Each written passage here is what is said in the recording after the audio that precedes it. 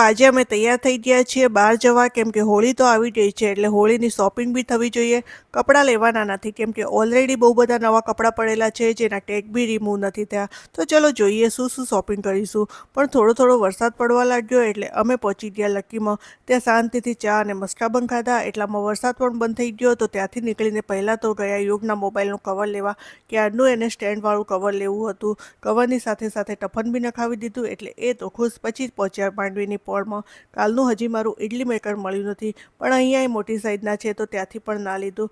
પછી ત્યાંથી નીકળ્યા અને પહોંચ્યા ચાઇના માર્કેટમાં. ત્યાં હોળી માટેના ફુગ્ગા લીધા, જે નોર્મલ 100નું પેકેટ મળે છે, જે અહીં મને 50નું પેકેટ મળી ગયું. હવે અમે બહાર ફરવા આવીએ અને કંઈ નાસ્તો ના કરીએ એવું તો બને નહીં. એટલે પહેલાં તો ખાધી દાબેલી, પછી ત્યાંથી ઇમ્પિરિયલ બેકરીમાંથી કપકેક લીધી.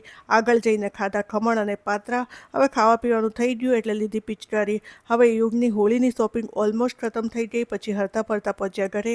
તો આ એ ફુગ્ગા છે જે મને 50નું પેકેટ પડ્યું, જેમાં 3 બંચ આવે છે. તો આજનો વ્લોગ કેવો લાગ્યો એ કમેન્ટમાં કહેજો, અને હવે મળીશું કાલે નવા વ્લોગમાં.